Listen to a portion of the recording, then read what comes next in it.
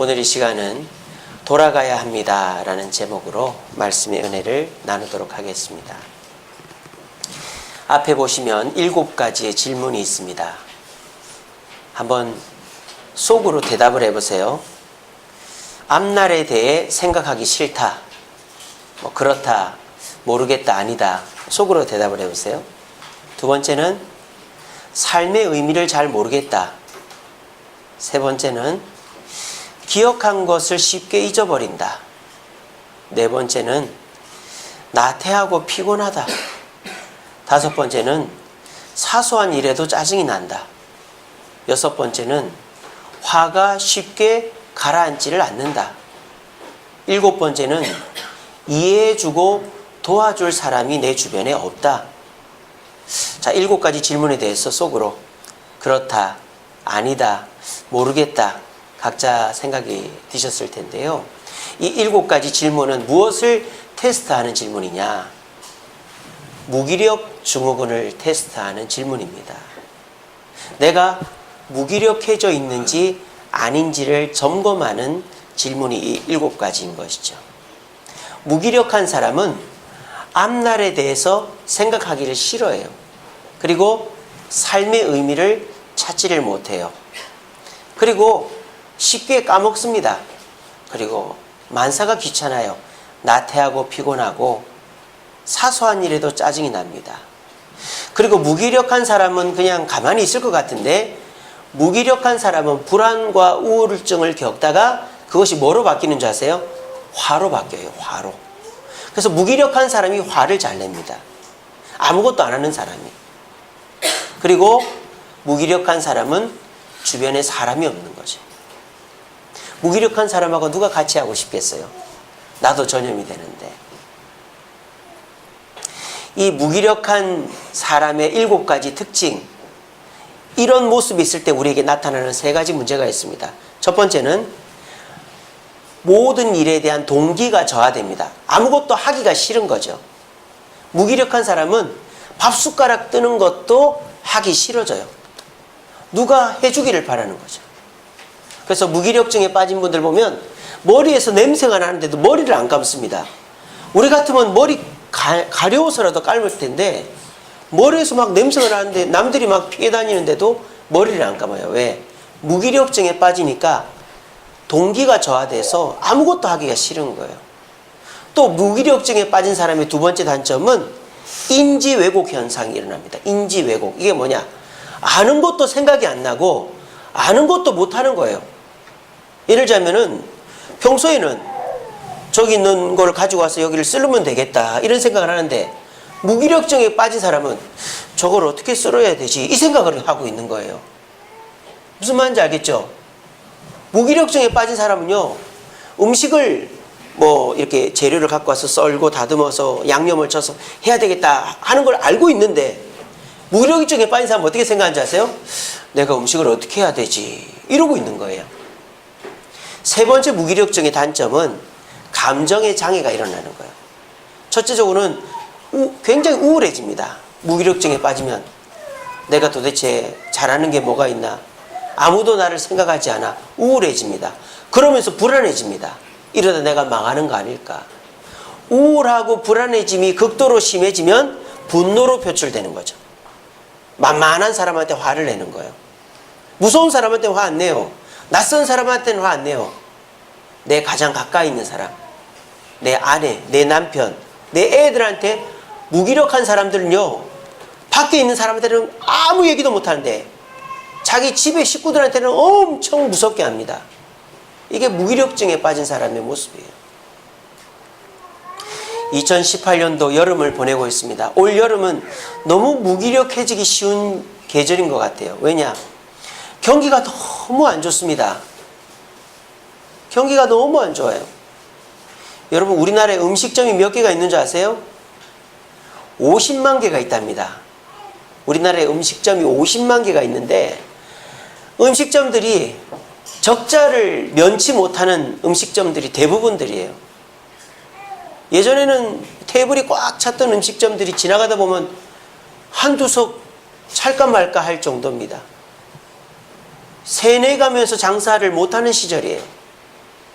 자영업이 죽고 있습니다. 뭐 이 최저임금이 올라가고 인건비 올라가고 이러다 보니까 또 임대료 상승하고 이러다 보니까 자영업자가 살아갈 수가 없죠. 그렇다고 이 가게를 문 닫을 수도 없고 무기력증에 빠지는 거죠. 그냥 일을 하긴 하는데 제대로 하지도 않고 능동적으로 하지도 않고 우울하고 불안하고 화는 나고 이런 생활을 매일매일 반복하고 있는 거예요. 그리고 이 올해 여름 너무너무 덥지 않습니까?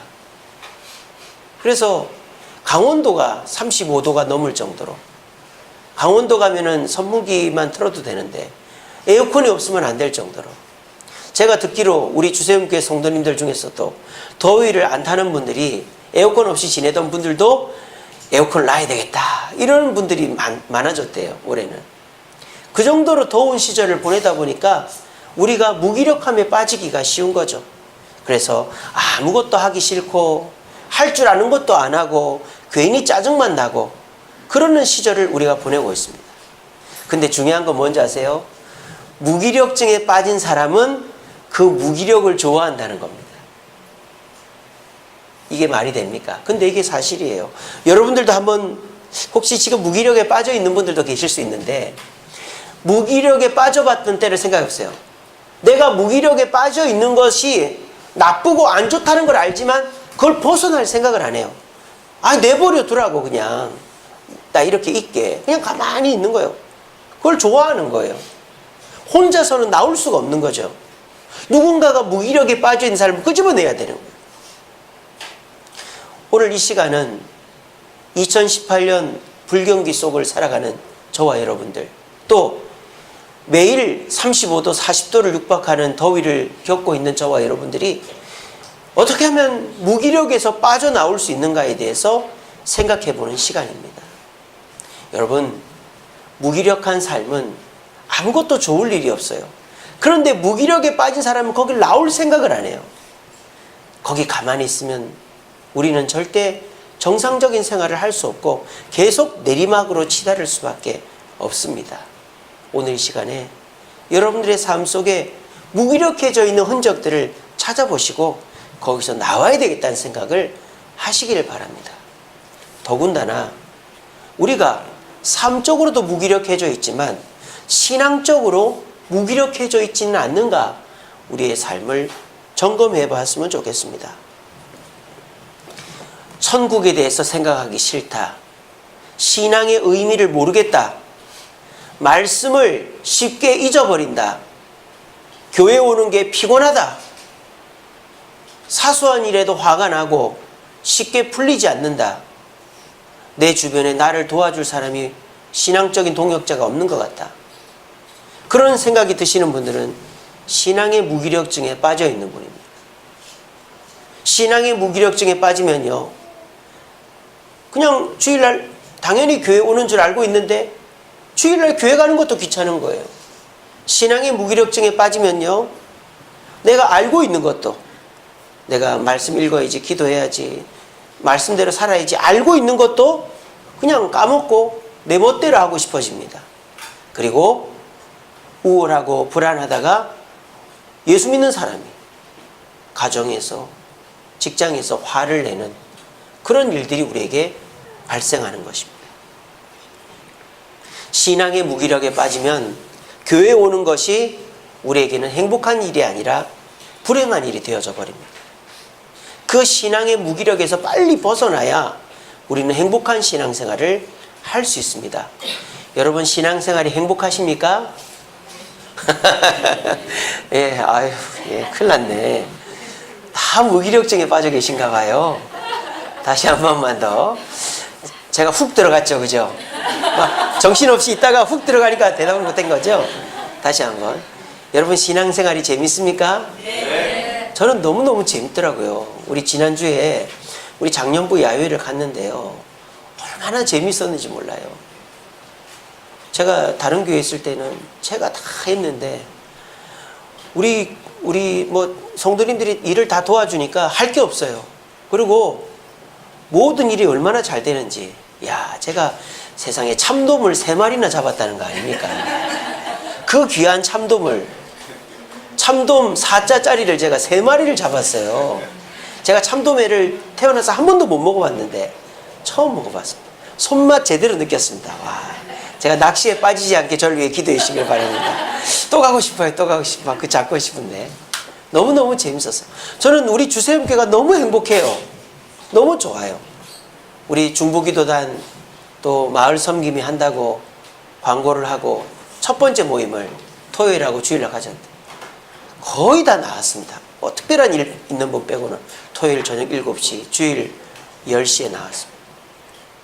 저는 여러분들이 너무너무 사랑스럽고 너무너무 좋아요. 다 우리 아버지 같고 우리 삼촌 같고 고모 같고 누님 같고 형님 같고 동생들 같고 저는 여러분들이 너무 좋고 우리 주세움교회가 너무너무 좋아요. 저는 몸은 피곤해도 신앙의 무기력에는 빠져있지 않은 것 같아요. 그리고 저와 같은 생각을 하고 계신 분들도 계실 거예요. 교회가 참 좋다. 교회 가고 싶다. 누구누구 보고 싶다. 예배 드리고 싶다. 교회 뭐 할 거 없나? 그런 분들은 신앙의 무기력에 빠진 분들이 아닙니다. 그런데 또 주일이네. 피곤하다. 또 가야 되네. 누구 보기 싫은데. 뭐 해야 되네. 그런 분들은 신앙의 무기력에 빠진 분이에요. 죄송하지만 어떡하겠습니까? 사실대로 얘기를 해야지.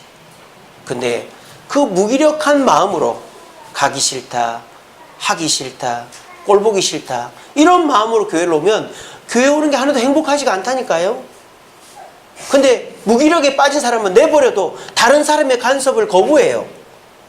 물어봐도 대답도 안 하고 그냥 괜찮습니다 해놓고는 혼자 무기력한 상태로 있는 거예요. 아무도 남이 나를 도와주기를 거부하는 거죠. 그러하면 안 돼요. 그러면 교회 나오는 게 아무 행복하고 의미가 없어요. 행복하지도 않고. 그래서 오늘 말씀을 통해서 무기력증에 빠진 두 제자가 어떻게 본래의 자리로 돌아가는지를 살펴보시면서 부디 오늘 이 예배에 나온 모든 분들은 신앙의 무기력을 극복해서 신앙생활이 재밌고 주세움교회가 너무 좋고 예수 믿는 게 너무 행복해서 기쁘게 신앙생활을 할 수 있는 저와 여러분 되기를 간절히 바랍니다. 오늘 본문에는 두 제자가 나옵니다. 이 두 제자는 황급히 도망을 치고 있어요. 어디서 어디로 도망을 치느냐? 예루살렘에서 엠마오라는 곳으로 도망을 치고 있습니다. 이 두 제자는 바로 신앙의 무기력에 빠져있는 두 제자입니다. 자, 그런데 이 두 제자가 나중에 어떻게 됩니까? 다시 예루살렘으로 돌아갑니다. 그리고 자기들에게 일어났던 일을 예루살렘 교회 성도들에게 얘기해 줍니다. 무기력증을 극복한 것이죠. 한나절 사이에 있었던 일이에요.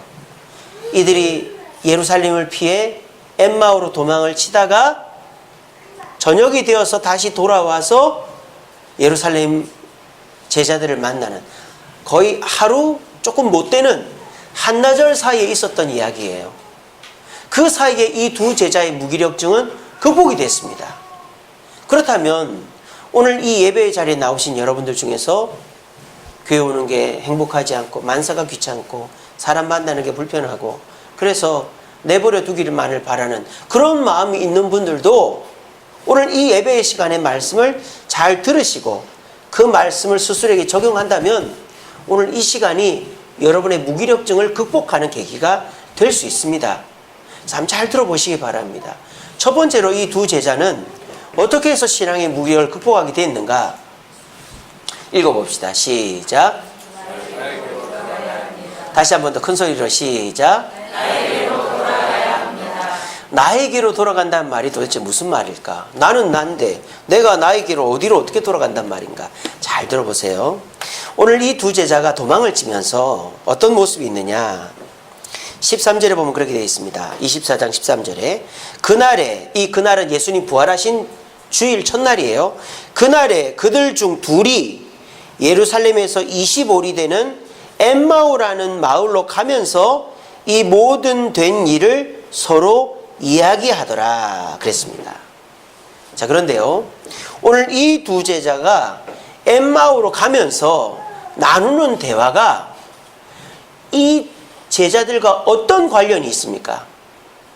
사실은 이 대화의 당사자가 이 제자들입니다. 왜냐? 이 제자 두 사람에 대해서 18절에 보면은 한 사람의 신분을 밝히고 있습니다.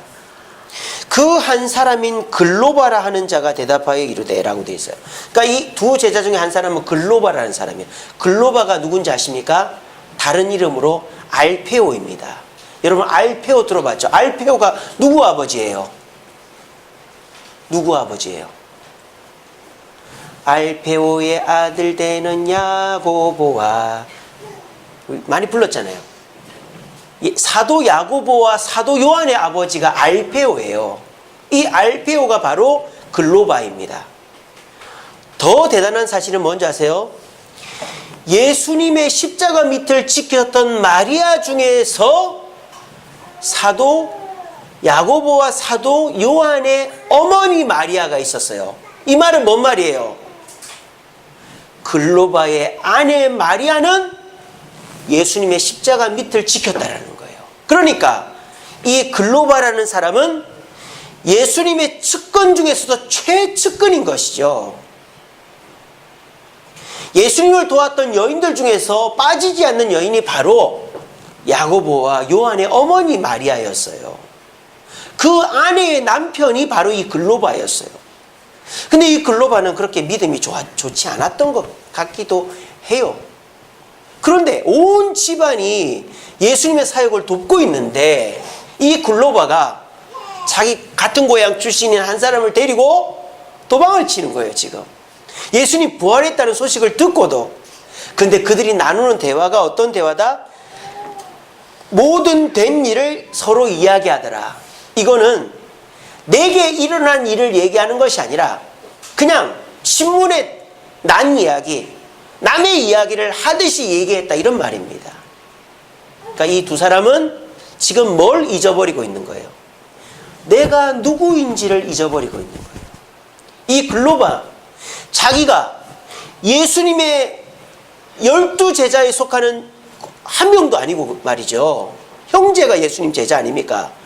자기 아들, 금쪽 같은 아들 둘을 예수님의 제자로 보낸 그 아버지란 사실을, 내 아내가 모두 도망갔는데 목숨을 걸고 예수님의 십자가 밑을 지킨 여자라는 것을 잊고 도망을 치는 거예요, 지금. 무기력증에 빠진 거죠. 무기력증에 빠진 사람의 특징은 뭡니까? 내가 누군지를 모르는 거예요. 내가 뭐 하는 사람이지, 내가 어떤 사람인지를 모르는 거예요. 그러므로 무기력증을 극복하기 위해서는 내가 어떤 사람인가를 빨리 다시 떠올려야 됩니다. 여러분들 중에서 가정주부이신 분들, 우울증에 빠지거나 또는 무기력증에 빠진 분들은요, 만사가 귀찮아요. 그래서 아무것도 안 해요. 애들 밥도 안 차려주고, 남편 빨래도 안 하고, 집안 청소도 아무것도 안 합니다. 왜 그럴까요? 내가 아내라는 사실을 잊고 있기 때문입니다. 내가 아내로서의 역할을 해야 된다는 것을 자꾸 외면하고 있기 때문에 그 무기력에서 벗어나지를 못하는 것입니다.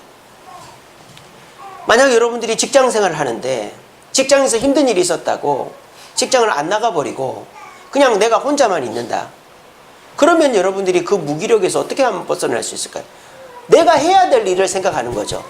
나는 어느 직장에 뭐 대리고 과장이고 부장이고 사장인데 내가 이렇게 있었어야 되겠나. 그 생각하면 우리는 무기력에서 벗어나는 거예요.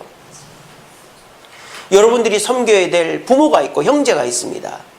근데 내가 가장이고 아버지를 섬겨야 되고 동생들을 챙겨야 된다는 마음을 하는 사람은 무기력증에 빠지진 않아요. 여러분 젊었을 때 생각해 보세요.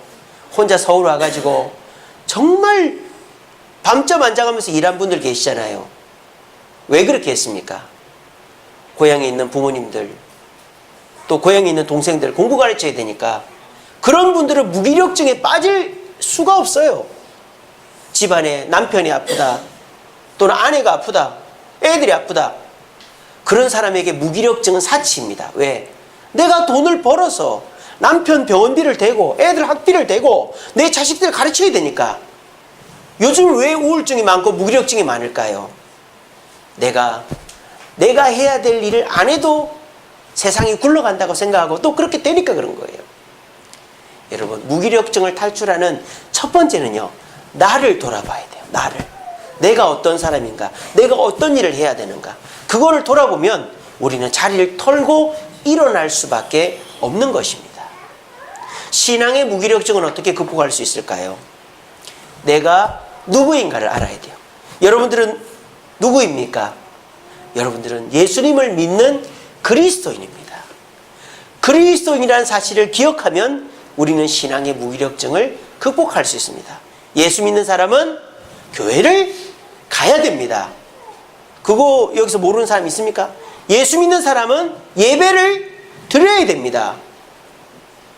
예수 믿는 사람은 주일 예배도 드리지만 새벽기도, 수요기도, 금요기도 또 드려야 됩니다. 예수 믿는 사람은 경건생활이라는 걸 해야 됩니다. 말씀 읽고 기도 생활해야 됩니다. 예수 믿는 사람은 남을 섬기고 전도해야 됩니다. 자, 이게 뭡니까? 예수 믿는 사람이라면 해야 될 일들이죠. 근데 내가 왜 그런 일들을 안 할까요? 신앙의 무기력에 빠져 있기 때문에. 왜? 내가 누구인지를 모르고 애써 부인하고 있기 때문에 신앙의 무기력에 빠져서 그리스도인의 기본을 망각하고 있는 것입니다. 오늘 이 시간 신앙의 무기력에 빠져 있는 분들이라면 먼저 내 자신을 돌아보시기 바랍니다. 나는 그리스도인이라는 사실을. 그래서 나는 예수님을 믿는다라는 사실을, 돈이 아니라, 성공이 아니라, 사람이 아니라 예수님을 믿는 자라는 사실을 먼저 기억하시길 바랍니다. 그리고 나는 예배를 드리는 자라는 것. 예수 믿는 자는 예배를 빠지면 안 된다. 주일이면 반드시 교회 와야 된다. 이거를 떠올리시기 바랍니다. 그리고 예수 믿는 사람은 경건생활, 말씀과 기도와 전도, 경건생활과 섬김과 봉사를 해야 되고 전도를 해야 된다는 사실을 기억하시기 바랍니다. 그러면 우리는 그 무기력에서 한 걸음 달아날 수 있습니다. 그래서 오늘 이 자리에 오신 여러분들이 나는 그리스도인이다. 우리 따라해봅시다. 나는 그리스도인이다. 나는 그리스도인이다. 당신은 멋진 그리스도인입니다. 해봅시다. 시작. 당신은 멋진 그리스도인입니다. 우리 주세임교회 성도들은 정말 멋진 그리스도인이에요. 제가 볼 때 우리 교회가 그렇게 크진 않지만 다른 교회에 비해서 아주 건강하고 바른 것이 몇몇 사람에 의해서 움직이는 교회가 아니기 때문입니다. 모든 성도가 한두 가지 이상의 역할들을 감당하고 있는, 그냥 가톨릭처럼 신부님이나 수녀님들이 운영하는, 교회 목사님이나 사역자나 직원이 운영하는 교회가 아니라 온 성도가 교회에 관심을 가지고 교회 사역에 동참하는 교회이기 때문에 우리 교회는 참으로 건강한 교회입니다. 그렇게 내가 그리스도인이고 내가 그리스도인으로서 해야 될 본분을 망각하지 않고 해나갈 때 나는 신앙의 무기력증에 빠지지 않고 내 신앙생활은 멋지고 행복한 신앙생활이 되는 거예요. 여러분들 중에 혹시라도 신앙의 무기력증에 빠져 있는 분이 있다면 나는 내가 그리스도인답게 살고 있는가를 먼저 점검하시면서 우리 모두가 신앙의 무기력증을 벗어나 행복하고 기쁜 신앙생활, 주세임교회 오는 것이 즐거운 신앙생활 할 수 있는 저와 여러분 되기를 간절히 바랍니다. 두 번째로 이 엠마오로 가던 두 제자가 무기력을 극복하게 된 이유는 이것입니다. 읽어봅시다. 시작. 예수님께 돌아가야 합니다. 예수님께 돌아가야 됩니다. 자, 이 두 제자가 길을 가고 있는데 갑자기 한 사람이 나타났어요. 그래서 세 사람이 됐어요. 그런데 이 사람이 누군지에 대해서 이 두 사람은 몰라요. 왜 모를까요? 무기력에 빠져있기 때문입니다. 아까 말씀드렸죠. 무기력에 빠져있는 사람은 인지 왜곡이라는 게 일어나요. 그래서 내가 알던 것도 몰라요. 아는 사람도 못 알아봐요. 무기력에 빠져있는 사람은. 그래서 예수님께서 옆에 계신데도 이 두 사람은 예수님 못 알아보는 거예요. 아마도 과거에 공생애 하실 때 예수님보다 훨씬 더 깨끗하고 온전한 모습이어서 그런지 모르겠어요. 어쨌든 못 알아봐요. 제가 이렇게 양복을 입고 있으면 여러분들이 저를 알아보잖아요. 제가 반바지 입고 다니면 못 알아보는 분들이 많더라고요. 네, 제가 모자를 쓰면은 거의 못 알아보더라고요. 왜냐하면 제가 모자를 안 쓰고 다니니까. 근데 제가 모자를 쓰면 거의 못 알아보더라고요. 그러니까 아마 그랬을 것 같아요. 설마 예수님이겠어 생각. 근데 이 두 사람이 얼마나 이 무기력에 빠져 있는지 자기 입으로 예수님이 부활했다는 얘기를 하고 가면서도 부활하신 예수님이 나타났는데 못 알아보는 거예요. 근데 우리 예수님은요, 딱 나타났을 때 못 알아본다고 실망하고 가신 게 아니라 계속 길을 가십니다. 그러면서 뭐라고 그러십니까? 17절에 예수께서 이르시되 너희가 길을 가면서 서로 주고받는 이야기가 무엇이냐 하니까는 이 사람들이 오히려 예수님께 호통을 치는 거예요. 19절에 보면 나사렛 예수의 일이니 그는 하나님과 모든 백성 앞에서 말과 일에 능한 선지자이거늘 우리 대제사장 관리들이 사형 판결에 넘겨주어 십자가에 못 박았다. 그래서 너는 이 얘기를 듣지를 못했냐? 막 이러면서 막 이 두 사람이 예수님인데 그분한테 야단을 치는 거예요.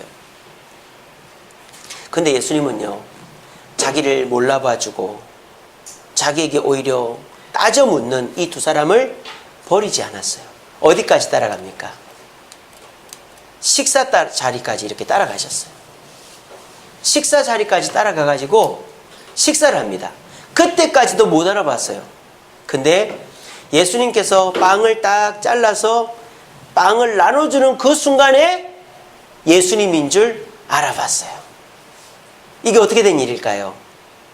예수님께서 식사할 때마다 빵을 잘라서 나눠줬거든요. 성찬할 때도 그랬고. 이런 모습을 보통 사람들은 잘 안 했나 봐요.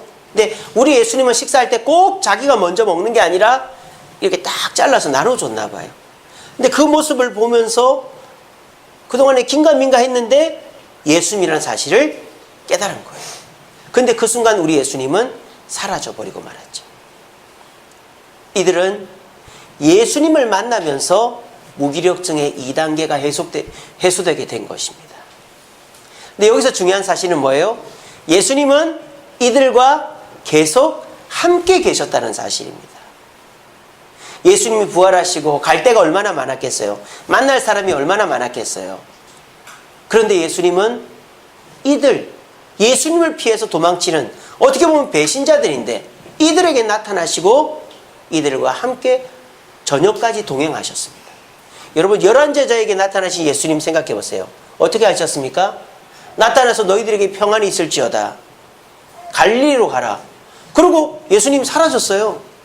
근데 이 엠마오를 가는 두 제자, 무기력에 빠진 이 두 제자를 위해서 우리 예수님은 한나절을 함께 보냈습니다. 길을 같이 걸어가고 그들과 함께 식사를 나누면서 언제까지? 깨달을 때까지 함께 했다라는 겁니다.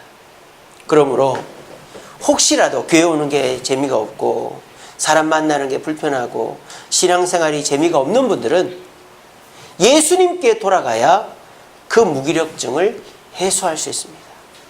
그런데 예수님께 돌아가는 거는요, 어떤 특별한 장소나 특별한 방법이 아닙니다. 예수님은 지금 여러분 옆에 와 계십니다. 예수님은 여러분들 옆에서 여러분들의 무기력증을 해소해 주기 위해서 계속 말을 걸고 있습니다. 그런 여러분들이 지금 아무 대꾸를 안 하고 있을 뿐이에요. 대꾸를 해보세요. 예수님, 그런 말 하지 마세요. 제가 얼마나 힘든지 아세요? 제가 사실 이렇게 되기까지 예수님 잘못도 많습니다. 교회 잘못도 많습니다. 제가 다 잘못한 줄 아십니까? 그래도 우리 예수님은 어떻게 하세요? 알았다, 알았다. 그래, 네가 힘들지. 내 잘못이다. 그래, 누가 잘못했네. 그렇게 옆에 계셔줘요. 우리 예수님은. 그래도 변화가 안 돼도 우리 예수님은 떠나지 않아요. 그리고 우리 예수님 변화될 때까지 함께 해주시는 것입니다. 우리가 해야 될 일이 뭘까요? 예수님께 말을 걸어야 돼요. 옆에 계신 예수님을 불러야 돼요. 예수님, 나 힘듭니다. 예수님, 나 교회 가는 거 재미없습니다. 예수님, 나 사람들 싫어요.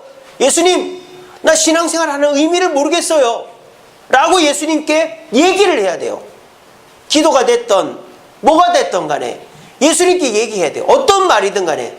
그때 예수님은 네 잘못인데 왜 나한테 그러냐? 라고 말하는 것이 아니라, 그래, 알겠다. 내 잘못이다. 저 사람이 잘못했네. 내가 다 이해한다. 그러고 나와 함께 해주십니다. 언제까지? 여러분들이 그 무기력에서 벗어날 때까지. 그분이 우리 예수님이라는 사실을 시간에 명심하시길 바랍니다. 그리고 예수님은 어떻게 하실까요? 여러분들이 그 무기력에서 벗어나는 방법이 뭘까요? 기도원에 가서 한번 기도받고 와야 될까요? 신비한 체험을 해야 될까요? 내 문제가 해결돼야 내가 무기력에서 벗어날까요? 오늘 이 제자들은 무엇에서 무기력이 예수님이라는 사실을 깨달았습니까? 무엇 하면서? 뭐 하면서? 얘기를 해보세요. 뭐 하면서? 식사하면서. 이 식사가 그렇게 대단한 겁니까? 식사가 그렇게 놀라운 것입니까? 식사가 그렇게 특별한 것입니까? 아니잖아요. 여기서 무슨 빕스에 간 것도 아니고 여기서 무슨 뭐 대단한 공연을 보면서 식사한 것도 아닙니다. 그냥 여관에서, 허름한 여관에서 빵 잘라서 부추면서 밥 먹었을 뿐이에요. 근데 그 식사 자리가 무기력을 극복하는 자리가 된 거예요. 오늘 우리 주세움교회 예배의 자리, 특별한 무슨 유명한 목사님이 와서 설교하는 것도 아니고 무슨 점심때 뷔페가 나오는 것도 아니고 특별한 자리가 아닙니다.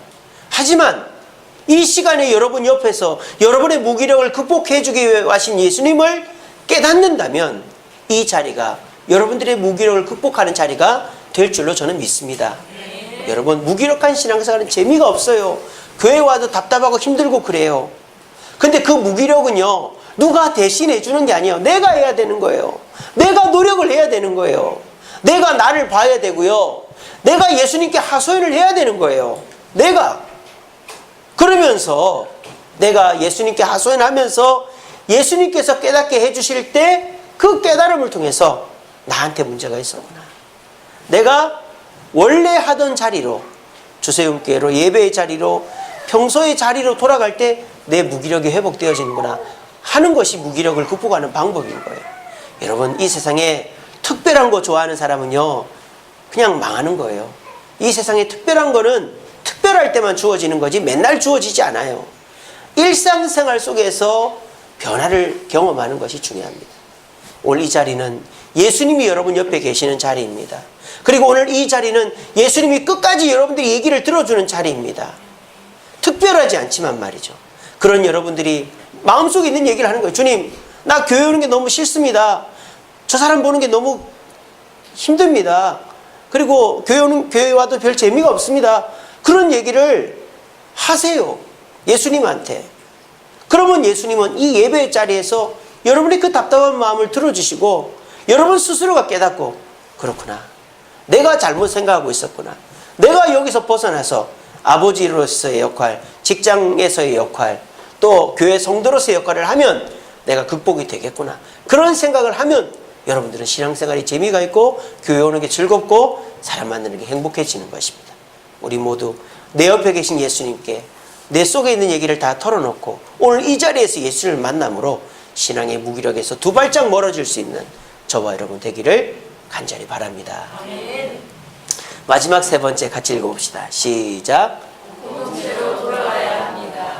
오늘 이 두 제자가 식사 자리에서 예수님을 만난 다음에 어떻게 합니까?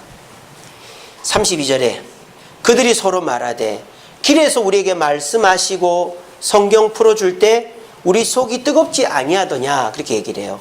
그리고는 어떻게 합니까? 그때로, 아까 제가 한나절이라고 말씀드린 이유가 그거예요.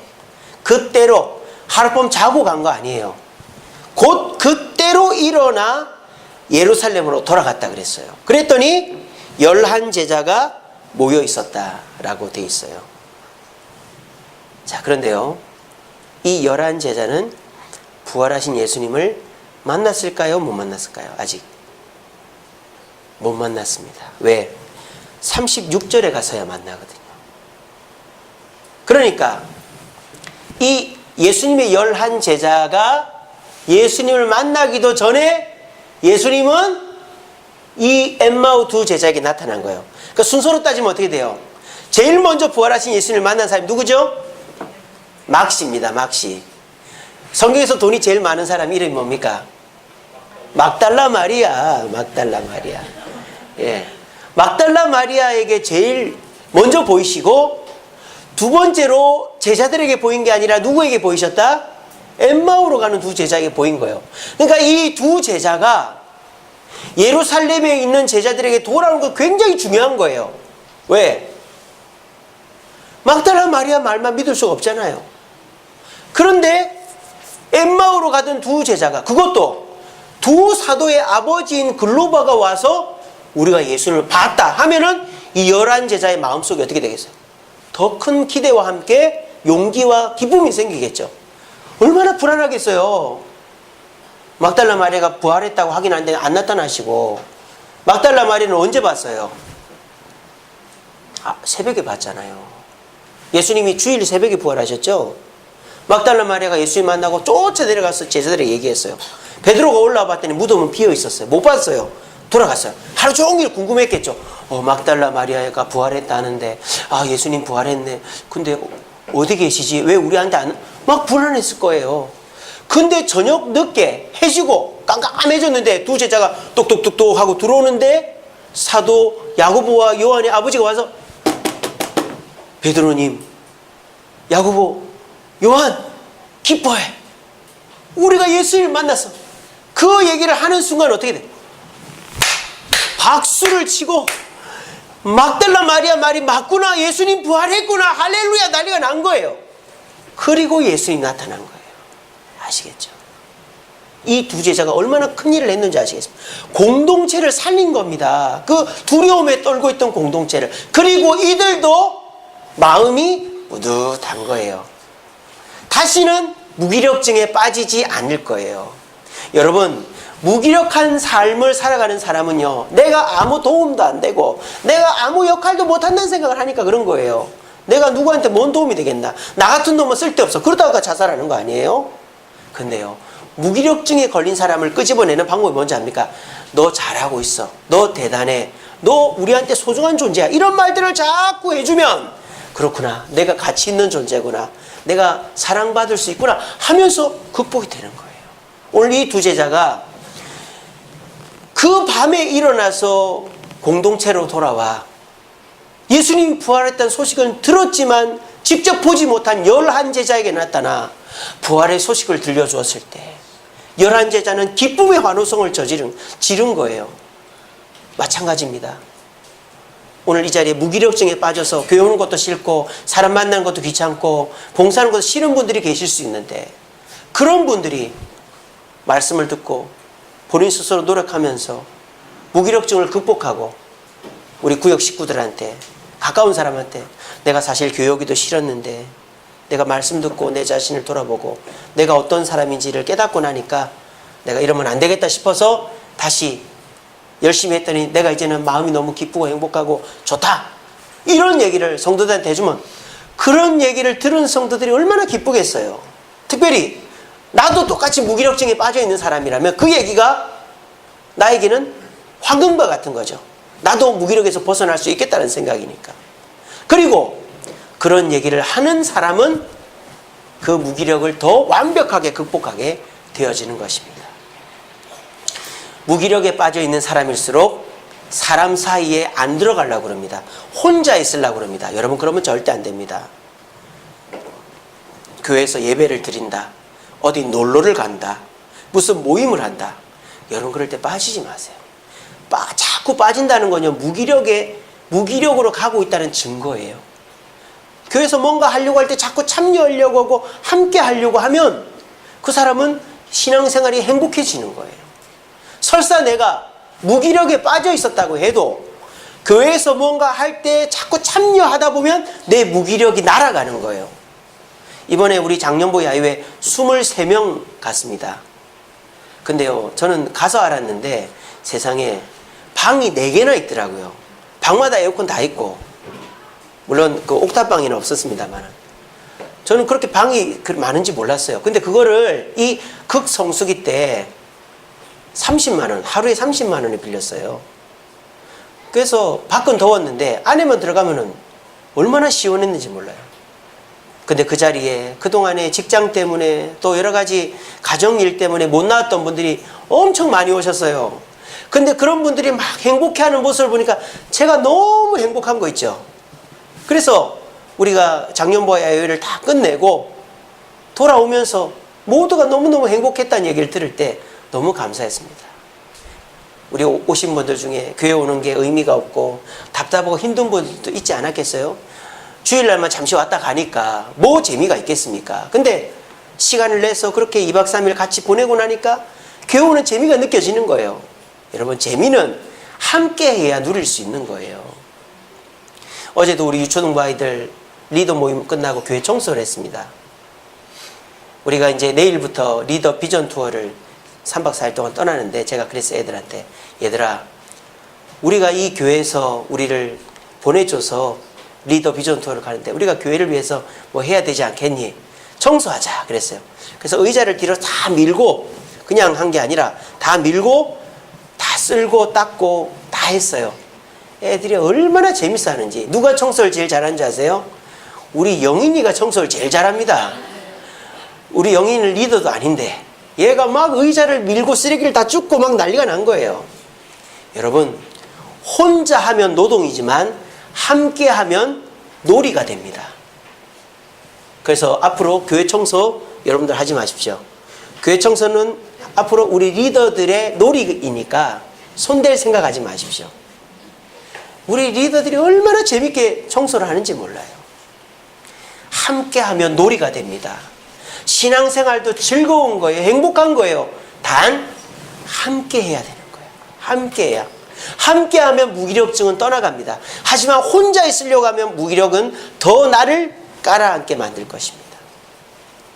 그래서 여러분들, 무기력에 빠져 있습니까? 교회 오는 게 싫습니까? 답답합니까? 여러분, 그것은 내가 혼자 기도원 가고 은혜 받고 한다고 해결되는 게 아니에요. 돌아와야 되는 거예요. 이 두 제자가 예수님 만났지만 엠마오로 갔으면 도루묵 됐을 거예요. 하지만 그 밤에 돌아왔기 때문에 이 두 제자가 회복되게 된 것입니다.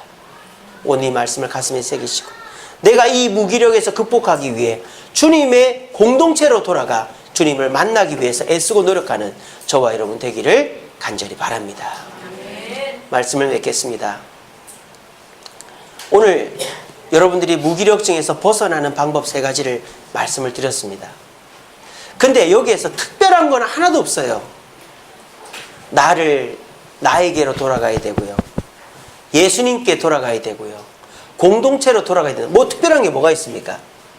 여러분, 내 무기력증은 특별한 은혜나 은사나 역사로 이루어지는 것이 아니라 예수님께, 나에게, 교회로 돌아오면 일어나는 일입니다.